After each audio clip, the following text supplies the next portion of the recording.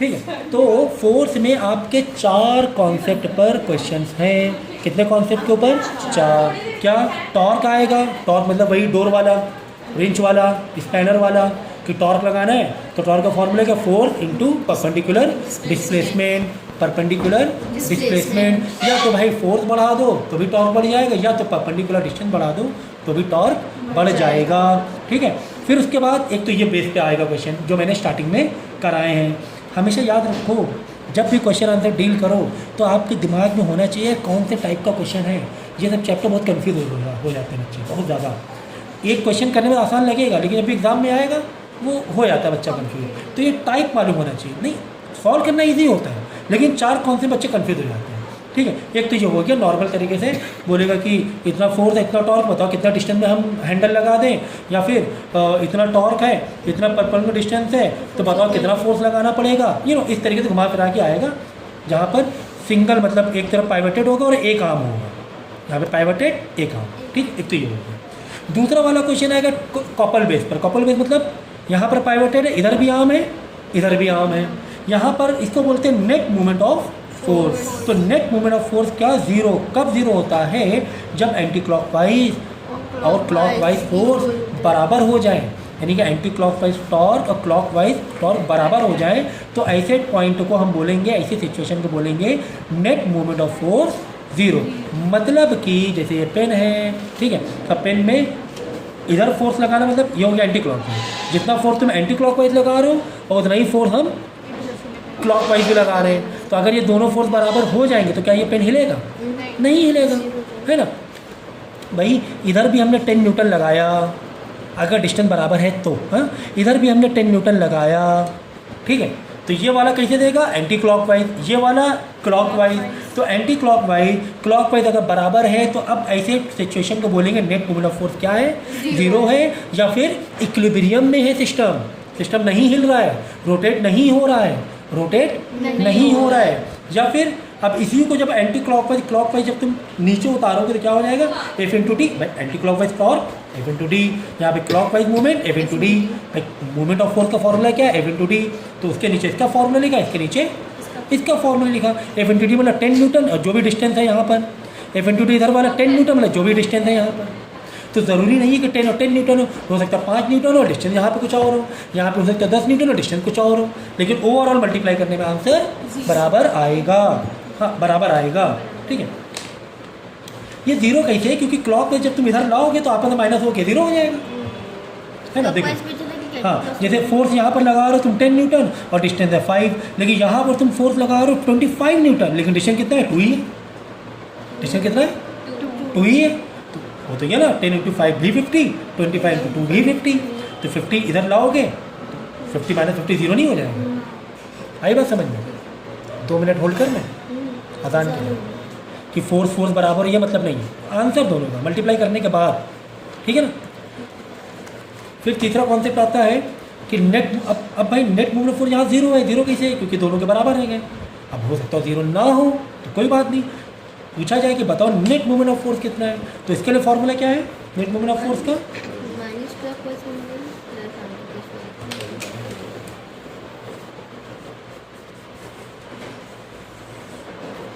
अगर ज़ीरो नहीं है तो ये रोटेट करेगा। अगर ज़ीरो नहीं का मतलब क्या हुआ? रोटेट करेगा। हो सकता हो क्लॉकवाइज करे, हो सकता हो एंटी क्लॉकवाइज। ये डिपेंड करता है कि क्लॉकवाइज वाला नेट मूवमेंट ऑफ फोर्स ज़्यादा है या फिर एंटी क्लॉकवाइज वाला मूवमेंट ऑफ फोर्स ज़्यादा है। कहानी वही है। कहानी क्या है? वही। क्लॉकवाइज के लिए एफ इंटू डी, लेकिन बाहर क्या लगा के चलोगे? माइनस। एंटी क्लॉकवाइज के लिए भी एफ इंटू डी, बस क्लॉकवाइज में माइनस लगा के चल रहा है बाहर। ठीक है। अब फाइनली जो भी आंसर आ जाए, अगर आंसर माइनस में आया, आंसर ओवरऑल किस में आया? माइनस में, हम बोलेंगे क्लॉकवाइज घूम रहा है, क्लॉकवाइज तुम्हारा मूवमेंट ऑफ फोर्स ज़्यादा था। अगर आंसर ओवरऑल प्लस में आया, ओवरऑल आंसर प्लस में आया, तो हम बोलेंगे एंटी क्लॉकवाइज घूम रहा है। ये चीज़ याद रखना। क्या याद रखोगे कि जब तुम्हें नेट मूवमेंट ऑफ फोर्स बोला जाए तो तुम्हें एफ और डी, F1 D1 दिया जाएगा, F2 D2 दिया जाएगा। ओवरऑल तुम्हें यहाँ पे कंपोज करना है। एग्जाम्पल के तौर पे देखो, जैसे कि क्लॉकवाइज के लिए हमें कहा गया है कि हमें कहा गया फोर्स हमारा 10 न्यूटन है, डिस्टेंस 3 मीटर है, चलो अच्छी बात है। प्लस एंटी क्लॉकवाइज के लिए, एंटी क्लॉक मतलब इधर के लिए, इधर के लिए ये एंटी क्लॉकवाइज है ना, इस साइड क्या बोलते हैं एंटी क्लॉकवाइज, इस साइड को, ये एरो के ऊपर डिपेंड करता है। अब उल्टा का अगर एरो ऐसे लगा तो कहानी बदल जाएगी, वो तुम अज्यूम कर सकते हो। अगर एरो का डायरेक्शन ऐसे है यानी कि ये ऐसे घूमने वाला है, एंटी क्लॉकवाइज घूमने वाला है।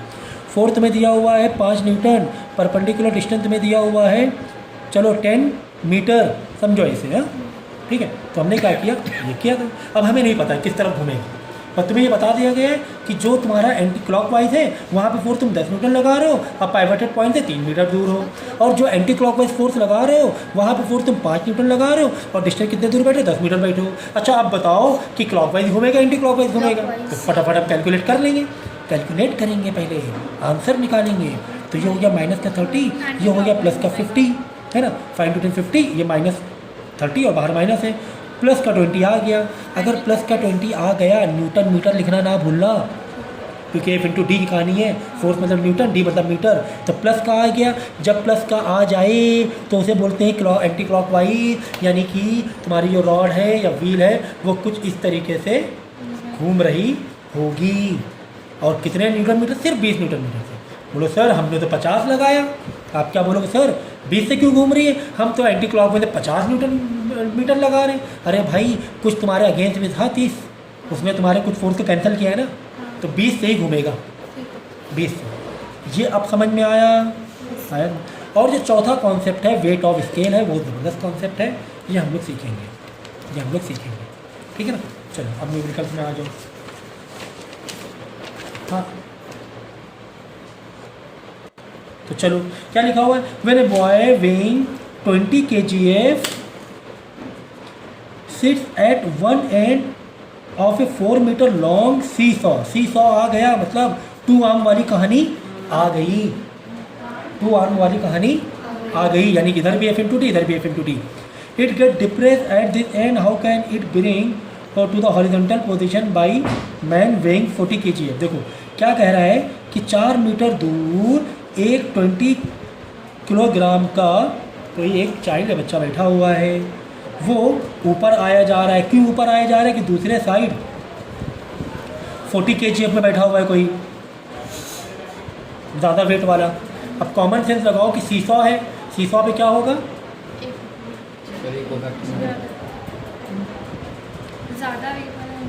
क्या पूछा गया,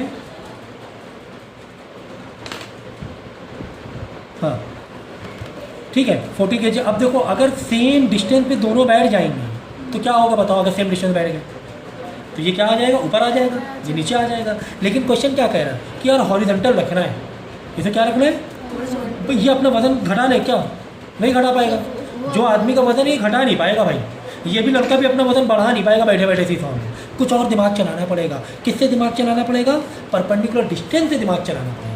किससे दिमाग चलाना पड़ेगा कि इस आदमी को कुछ आगे पीछे सरकना पड़ेगा, जाके F × D = F × D हो जाए। भाई हमें क्या करना है, हमें सीसॉ को इक्विलिब्रियम में लाना है। तो ये कौन सा टाइप का क्वेश्चन हो गया, सेकंड टाइप का क्वेश्चन हो गया, इक्विलिब्रियम वाला। क्या हो गया, F × D = F × D करना है, हमें हॉरिजॉन्टल करना है, हमें इक्विलिब्रियम करना है, हमें इक्विलिब्रियम करना है, ठीक है। अब इस साइड का मालूम फोर्स कितना है 20। अब बोलो तो फोर्स नहीं है, ये तो मास है, 20 kg है, मतलब मास हुआ, वेट हुआ। लेकिन आप इसको ले सकते हो 20 kg 20 ले सकते हो, इसको फोर्स में बदलने की ज़रूरत नहीं है, इसको फोर्स में बदलने की ज़रूरत नहीं, क्योंकि यहाँ भी ग्रेविटी, यहाँ भी फोर्स में ग्रेविटी आएगी, तो जी और जी क्या हो जाएगा, कट जाएगा। जी और जी क्या हो जाता है भाई, फोर्स का फॉर्मूला क्या है यार, M × G है। हम तो मास ही ले रहे थे, जी नहीं ले रहे, क्यों नहीं ले रहे जी, क्योंकि यहाँ पर जी लगने वाला है, तो जी और जी आपस में क्या हो जाएंगे, कट। इसे जी लेने की ज़रूरत नहीं है, 20 × 10 या 9.8 लेने की ज़रूरत नहीं है, पूरे चैप्टर लेने की ज़रूरत ही नहीं है, ठीक है। तो 20 और इधर का डिस्टेंस कितना था, 4 मीटर अवे था। दूसरी तरफ जो फोर्स यानी कि जो भी मास था, फोर्स कह लो 40 था, लेकिन डिस्टेंस हमें नहीं मालूम है। वो वही तो कह रहा है कि यहाँ पे कितना आगे पीछे आ जाए कि यहाँ पे, और इसका नेट मूवमेंट ऑफ फोर्स, मतलब इसका मूवमेंट ऑफ फोर्स इसके मूवमेंट ऑफ फोर्स के बराबर हो जाए, जिससे कि ये जो सीसॉ है ये किसमें आ जाए, इक्विलिब्रियम में आ जाए। बात समझ में आई कि नहीं आई, ठीक है भाई। तुम यहाँ पे 4 मीटर नहीं ले सकते हो, यहाँ पे 4 मीटर लोगे तो इंसान का वजन घटाना पड़ेगा, वजन कहाँ से घटा लोगे, तो तुम्हें खेल करना पड़ेगा डिस्टेंस से कि यार तुम क्या करो, तुम ही आगे पीछे आओ। यानी कि वो कुल मिला के कहना ये क्वेश्चन चाह रहा है कि 40 kg वाला बच्चा कितना आगे पीछे हो जाए कि इधर का F/D इधर के F/D के बराबर हो जाए, यानी परपेंडिकुलर डिस्टेंस हमें निकालना है कुल मिला के। 40 इधर आके डिवाइड हो जाएगा, क्या हो जाएगा, डिवाइड हो जाएगा 4, 10, 10, 2, यानी कि ये वाला 2 मीटर में आके बैठे, कि ये 40 kg वाला 2 मीटर में आके बैठ जाए। अब हमेशा डिस्टेंस कहाँ से लेना है, पाइवोटेड पॉइंट से लेना है, कि ये 2 मीटर में आके बैठ जाए और ये वाला 4 मीटर में ही बैठा रहे, तो दोनों क्या आ जाएगा, इक्विलिब्रियम हो जाएगा। बात समझ में आई? ये क्वेश्चन खुद से करो, देखो पकड़ो ना। A uniform metre rule of weight 10 GF, यहाँ पे ध्यान रख लेना, सेंटीमीटर में था क्या मीटर में था, किलोग्राम था मीटर था, ठीक है कोई दिक्कत नहीं है। 10 GF है वेट, ये आ गया चौथा वाला पार्ट, चौथे टाइप का, जहाँ पे वेट ऑफ स्केल वाली बात है। Is pivoted at its 0 marks, 0 marks.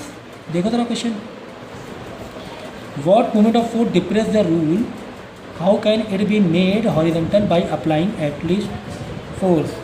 ये वाला देखो क्वेश्चन, हाँ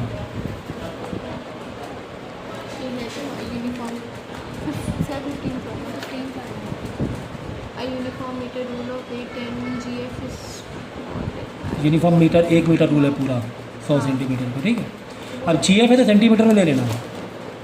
what moment of force the rule, force depress the rule, ठीक है। मोमेंट ऑफ फोर्स कितना लग रहा है उसमें, ठीक है, how can made horizontal by applying least force, ठीक है। चलो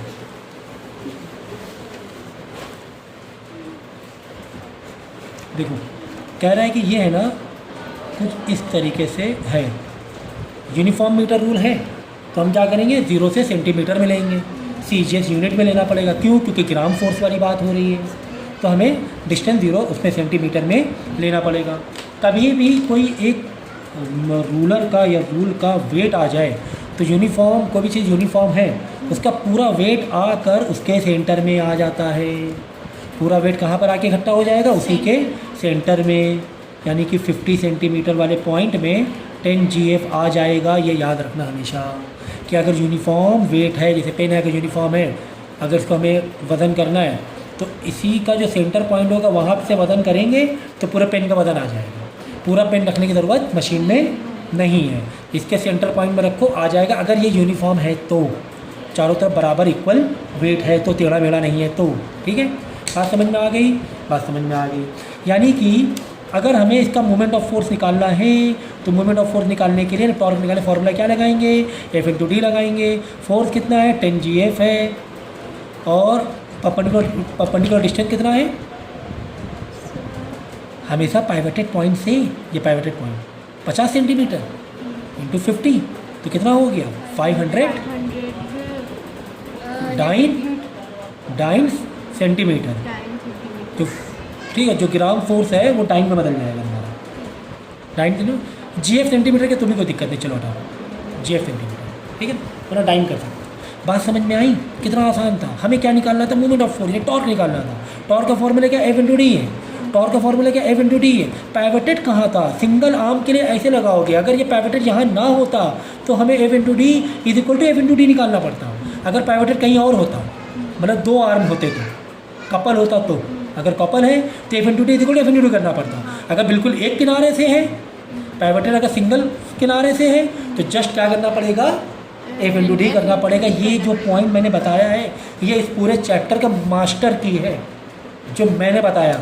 क्या सिंगल मतलब वन आर्म, यहाँ से पाइवटेड 1 आर्म मिला, या अगर कहीं और मिला, नॉट इन सेंटर पर कहीं और भी, लेकिन 2 आर्म मिल गए, एक ये मिल गया एक ये मिल गया। तो अगर ऐसा मिल गया तो F/D is equal to F/D करेंगे। अगर सिंगल वाला मिल गया, सिंगल आर्म, तो जस्ट F/D करेंगे। यहाँ पर पाइवटेड 0 पे था, मतलब सिंगल साइड में था, लेकिन सर 10 GF जो हमने लगाया 50 सेंटीमीटर में क्यों लगाया, क्योंकि मीटर जब एक यूनिफॉर्म रूलर होता है उसका जो टोटल वेट होता है उसी के बीच में आके इकट्ठा हो जाता है, ठीक है। यानी 0 से 100 सेंटीमीटर के बीच का क्या हो गया, 50 सेंटीमीटर, यहाँ पर वेट आ गया, ठीक है। तो डिस्टेंस मतलब ये हो गया डिस्टेंस, मतलब यहाँ पे कोई वजन लगा रहा है, ऐसे सोचो कि यहाँ पे कोई दबा रहा है, ऐसे यहाँ पे 50 और 10 GF यहाँ पे कोई फोर्स लगा रहा है, ऐसे सोचो, वाला भूल जाओ, उधर भूल जाओ, ठीक है। इतना आसान था।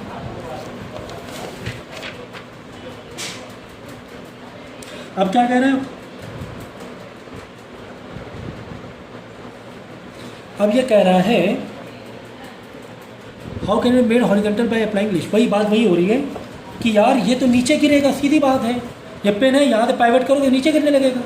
ये कह रहा है कि हम कितना वापस फोर्स लगा दें, मिनिमम फोर्स कितना लगा दें। मिनिमम पूछ रहा होगा, एटलीस्ट लीस्ट फोर्स। देखो है वर्डिंग, दो कितनी प्यारी है, वर्डिंग दो कितनी प्यारी है। लीस्ट फोर्स कह रहे कम से कम। अब ये पेन है, ठीक है, ये पेन नीचे गिर रहा है, पेन नीचे गिर रहा है। क्या कह रहे हैं कि यहाँ पर इस फोर्स, इस पेन को वापस हॉरिजॉन्टल रखने के लिए हम कितना फोर्स लगा दें पलट के कि ये नीचे ना गिरे। तो मिनिमम फोर्स लगाएंगे, यानी मिनिमम। देखो ये तो हो गया एक तरीके से, इसको मान लो एक तरीके से। चलो क्लॉकवाइज मान लेते हैं। क्या मान लेते हैं? क्लॉकवाइज। अगर एक को क्लॉकवाइज माना है, अगर स्टेबल रखना है, वापस हॉरिजॉन्टल रखना है, तो हमें एंटी क्लॉकवाइज लगाना पड़ेगा। हमें क्या लगाना पड़ेगा? एंटी क्लॉकवाइज लगाना पड़ेगा। तो एंटी क्लॉकवाइज लगा दो, एंटी क्लॉकवाइज लगा दो, वापस एफ इंटू डी कर दो, वापस एफ इंटू डी कर दो। तो ठीक है ना, ये तो क्लॉकवाइज मान लो, किसी एक को मान लो क्लॉकवाइज, किसी एक को एंटी मान लो, क्योंकि दिया नहीं है ऐसा कुछ नहीं। तो एक को क्लॉकवाइज मान लिया, एक को अब एंटी क्लॉकवाइज मारना पड़ेगा, क्योंकि ये अगर क्लॉकवाइज हो रहा है, ये फिर नीचे गिरा जा रहा है बार बार, तो एंटी क्लॉकवाइज मारेंगे, एफ इंटू डी फिर से करेंगे। तो मिनिमम फोर्स लगाना है। मिनिमम फोर्स के लिए हमें जो डिस्टेंस लेना पड़ेगा वो मैक्सिमम लेना पड़ेगा। ये है कहानी, ये है कॉन्सेप्ट। अगर हमें मिनिमम फोर्स लगाना है कि कम से कम फोर्स में वापस पेन हॉरिजॉन्टल हो जाए, तो हमें डिस्टेंस क्या लेना पड़ेगा? मैक्सिमम। तो मैक्सिमम डिस्टेंस अगर पाइवटेड 0 से है, तो मैक्सिमम डिस्टेंस कितना होगा? 100 सेंटीमीटर हुआ कि नहीं हुआ? तो 100 सेंटीमीटर लिख दो यहाँ पे। फोर्स नहीं पता, एंटी क्लॉकवाइज ये तो मालूम पड़ेगा ना, क्लॉकवाइज इक्वल एंटी को 500। भाई जितना क्लॉकवाइज मोमेंट ऑफ फोर्स है उतना ही तो हमें एंटी क्लॉकवाइज देना पड़ेगा, देखा जाए तो हमें क्लॉकवाइज 500 एंटी क्लॉकवाइज 500 देना पड़ेगा। लेकिन फोर्स कितना देना पड़ेगा वो निकालना है। कॉन्सेप्ट समझ में आया कि नहीं आया?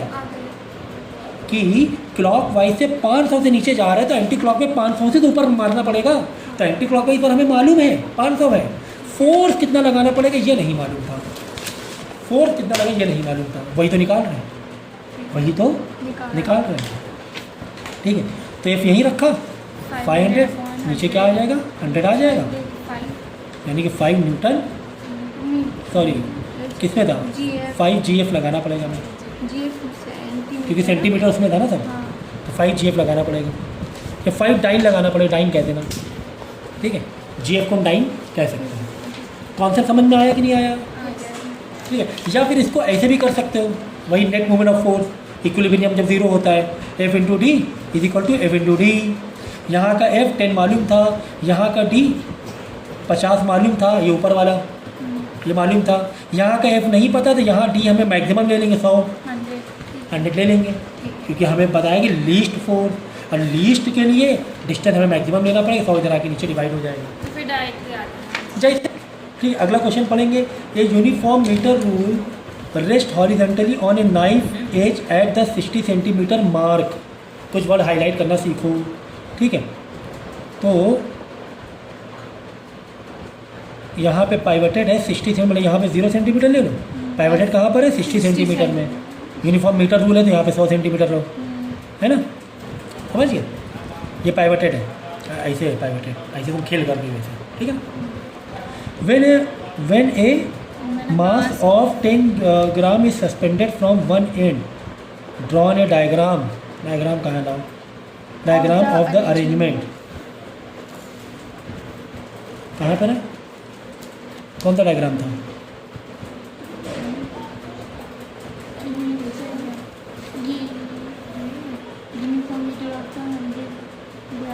नहीं,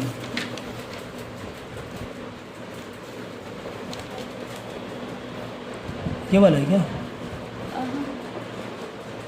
कौन वाला न्यूमेरिकल किया उसने? डायग्राम दिखाओ जल्दी।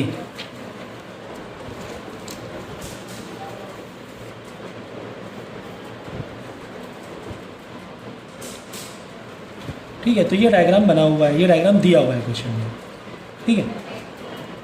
ये कहानी है 60 सेंटीमीटर पे कहानी है, ठीक है ना। और एक एंड में बिल्कुल लास्ट में आकर 10 ग्राम का एक वजन भी लटका हुआ है। अब पूछ क्या रहा देखो, eight which and must this mass be suspended.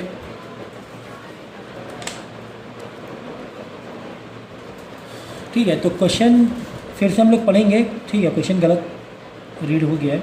लिखा है a uniform metre rule rest horizontally on a knife edge at the 60 centimetre लगा लिया। मार when mass of 10 gram is suspended from one end, ठीक है, वन एंड। ठीक है, बाद में बोला गया कि डायग्राम ड्रॉ करना है, डायग्राम ड्रॉ करना है। ठीक है, तो हमने डायग्राम ड्रॉ किया, ये लिया 0 सेंटीमीटर, ये लिया 100 सेंटीमीटर, क्योंकि मीटर रूल है, 1 मीटर का रूल है। ठीक है, ठीक है, और जो पाइवटेड पॉइंट कहाँ पर है, 60 सेंटीमीटर में है। चलो ठीक है, यहाँ पे पाइवटेड दिखा दिया। कह रहा है कि रेस्ट हॉरिजेंटली।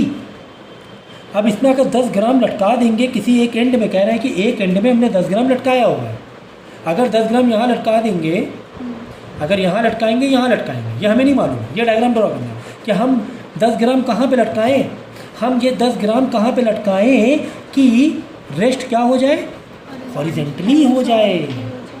बात समझो, बात समझो, ये कहानी थी। अब अच्छा लग रहा है, 0 सेंटीमीटर, 60 सेंटीमीटर, 100 सेंटीमीटर। अब तुम्हें यहाँ से फीलिंग ज़्यादा मिलेगी। हमने यहाँ पे आम छोटा बनाया है, यहाँ पे फीलिंग ज़्यादा बनी। अब सोचो भाई, अगर इसको हमें हॉरिजॉन्टल रखना है, अभी कहीं हॉरिजॉन्टल है क्या, नहीं। तुम खुद ही सोचो ना, तुम अगर डिस्टेंस यहाँ पे कम कर दोगे तो इधर पे नहीं लग जाएगा। तो अब क्या करोगे, अब पाइवटेड तो यार यहीं पर है, पाइवटेड बीच में है ही नहीं, पेन तुम्हारा बार बार लॉन्ग आर्म की तरफ लुढ़का जा रहा है, तो तुम वज़न कहाँ लगाओगे कि यह हॉरिजॉन्टल हो जाए। डेफिनेटली जहाँ पे डिस्टेंस कम है यहाँ पर तुम वज़न लटकाओगे कि क्या हो जाए, वापस हॉरिजॉन्टल, पहले ऐसे तो वापस हॉरिजॉन्टल हो जाए। यानी जहाँ पर एंड कम है वहाँ पे 10 ग्राम लटकाओगे। ये कहानी थी इसकी। मुझे डायग्राम बनाने के लिए बोला गया था, ऐसे करके पाइवटेड बनाओ, यहाँ पे एरो ऐसे दो, ये कॉमन लॉजिक लगा। ठीक है सर। अब पूछ रहा है कि what is the mass of the rule. भाई हॉरिजॉन्टल तो तुमने कर लिया, तुमने क्या किया, तुमने खेल क्या किया, ऐसे था पाइवटेड, पेन यहाँ लुढ़का जा रहा था क्योंकि यह डिस्टेंस ज़्यादा था, स्केल का अपना भी वजन था, तो यहाँ पे लुढ़का जा रहा था, तुमने 10 ग्राम यहाँ लगा के ये बराबर तो कर दिया। ये तो कहानी हो गई, जहाँ पे डिस्टेंस कम था वहाँ पे तुमने वजन लटका दिया। ठीक है, कह रहा है कि बताओ इस रूल का वेट कितना है, ये पूछ रहा है। ठीक है, तो जैसे कि मैंने कहा था कि अगर यूनिफॉर्म है, वेट डिस्ट्रीब्यूशन यूनिफॉर्म है, तो पूरे स्केल का वेट कहाँ पे आ जाएगा, पूरे स्केल का वेट कहाँ पर आ जाएगा, सेंटर में आ जाएगा। 50 सेंटीमीटर सेंटर में आ जाएगा। यहाँ पर वेट आ गया, यहाँ पर वेट आ गया, बस यहाँ पर वेट आ गया। भाई ये तुम्हारा भी किस पोजीशन में है, क्या ये इक्विलिब्रियम में है, 10 ग्राम लटका इक्विलिब्रियम में है कि नहीं, हाँ या ना बोलो, हाँ ये इक्विलिब्रियम में। तो क्या हम F/D = F/D कर सकते हैं, हाँ सर कर सकते हैं, F/D = F/D कर सकते हैं सर। क्यों, क्योंकि अब ये इक्विलिब्रियम में आ चुका था, जो हमने 10 ग्राम लटकाया था, ठीक है ना। तो F/D और F/D से ही हम निकाल लेंगे। अब ज़रा ऐसे सोचो, कि यहाँ पर पाइवटेड पॉइंट है, एक वज़न यहाँ पे लटका हुआ है, क्योंकि पूरे स्केल का जो वेट है वो कहाँ पर आ गया, इस वाले मार्क में आ गया है। एक वेट यहाँ पे लटका हुआ है, एक वेट यहाँ पे लटका हुआ है, तब ये क्या है, आपस में मतलब हॉरिजॉन्टल है। यहाँ पर वेट हमने अलग से लगाया और यहाँ पर वेट कौन वाला है, पूरे स्केल का वेट है। बस इधर F/D ये वाला हो गया, F/D ये वाला हो गया, बस खेल खत्म, पैसा खत्म। यहाँ पर फोर्स मतलब मास, हाँ फोर्स के लिए क्या समझोगे, मास। यहाँ पर मास मालूम है कि 50 सेंटीमीटर कितना है, नहीं मालूम है। यहाँ पर वही तो पूछ रहा है कि वेट ऑफ द रूल बताओ, इस 50 सेंटीमीटर में कितना वजन है हमें पता है क्या, नहीं हमें नहीं मालूम, तो यही तो निकालना है एक्चुअली में। और ये डिस्टेंस कितना है, 10। हमेशा पाइवटेड पॉइंट से और जहाँ पे वजन लटका है वो लेते हैं, इज इक्वल टू, यहाँ पे फोर्स 10 है और डिस्टेंस कितना है, 40 है। समझ गए। बस ये पिक्चर जहाँ पर तुम्हें वेट ऑफ द स्केल मिल जाएगा, वहाँ से उधर की बाकी की पिक्चर छुपा दिए। समझो ये F/D है, ये F/D है, सीसॉ वाली कहानी। यहाँ पे F कितना है, वेट ऑफ द स्केल है, डिस्टेंस जो भी पाइवटेड से, यहाँ पर वेट जो भी तुमने लटकाया है, और डिस्टेंस हमेशा पाइवटेड से 100 ना ले लेना धोखे से भी, 60 से 140। खेल ख़त्म, पैसा हजम, ठीक है ना, खेल ख़त्म हो गया, पैसा हजम हो गया, 10 से 10 कट जाएगा, 40 GF आ जाएगा, फोर्स कह लो या मास कह लो फिलहाल, क्योंकि ग्रेविटी तो कटी रही ना। कितना आ रहा है आंसर देख लो, 40 आ गया। तो कितना आसान था सोचो। तो कभी भी वेट, ये चौथे टाइप का क्वेश्चन है, वेट ऑफ द स्केल आ जाए तो उसे इसी कहानी से करते हैं। हमेशा वेट ऑफ द स्केल कहाँ पर ले लेंगे, बीच में ले लेंगे। अगर पाइवेटेड यहाँ मिल गया तो इधर की पिक्चर छुपा लो, अगर पाइवेटेड यहाँ मिल जाता तो इधर की पिक्चर छुपा लेते।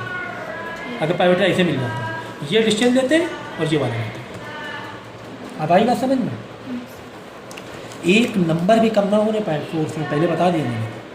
लेक्चर तो 2 3 4 बार देखना, लेक्चर रिकॉर्ड इसीलिए कर रहे हैं। कौन है ना 40G? हाँ तो 40 जब इसको तुम मास में लोगे, ये फोर्स निकला ना GF, मास में तो 40 ग्राम ही तो आएगा।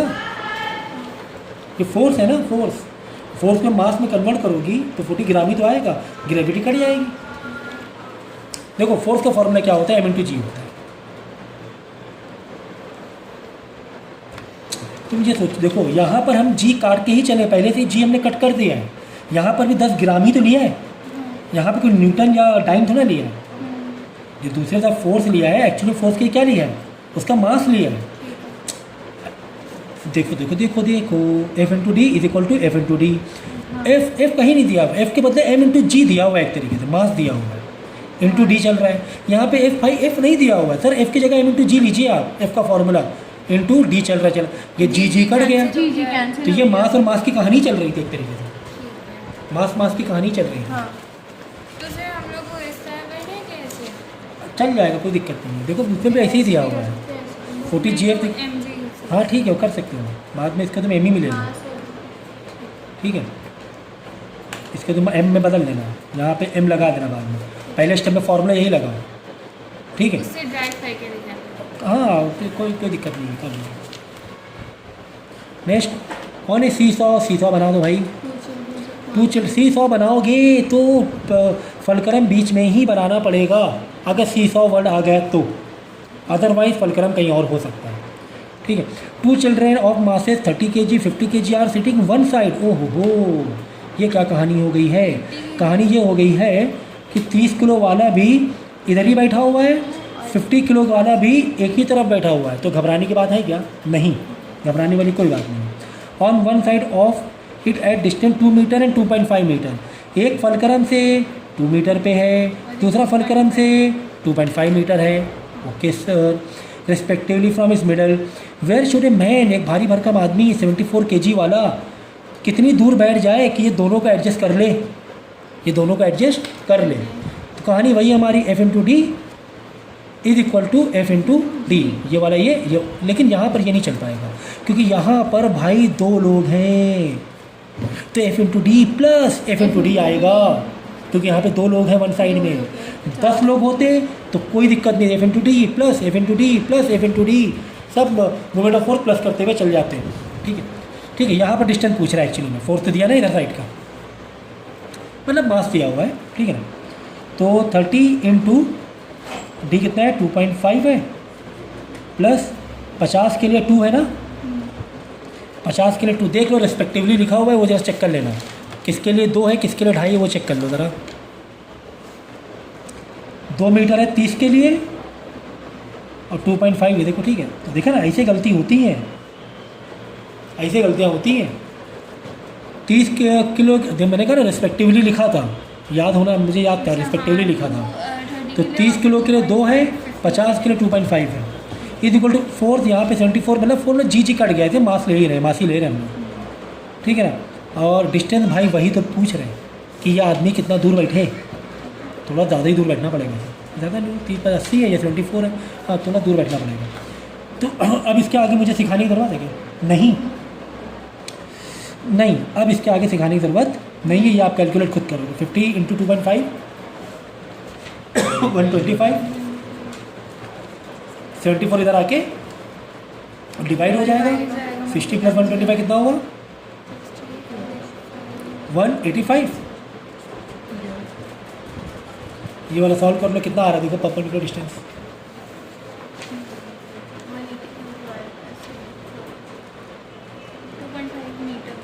है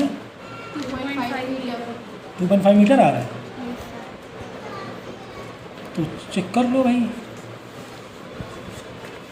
74 2 था कितना हुआ, 74 2 था करो पहले 1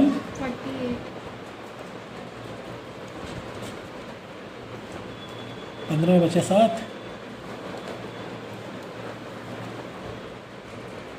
में 4 के बचा 3 37 पॉइंट लगा के 0 बढ़ा देंगे। 74 5 था 370 होता है, ये बात सही है। तो 2.5 मीटर उसे दूर बैठना पड़ेगा, तब जाके ये बैलेंस हो जाएगा। इक्विलिब्रियम वाला है ये क्वांटिटी। यहाँ 2 क्यों लगा है, क्योंकि एक ही साइड में 2 लोग बैठे हुए हैं। ठीक है, तो आज के लिए इतना काफ़ी होगा।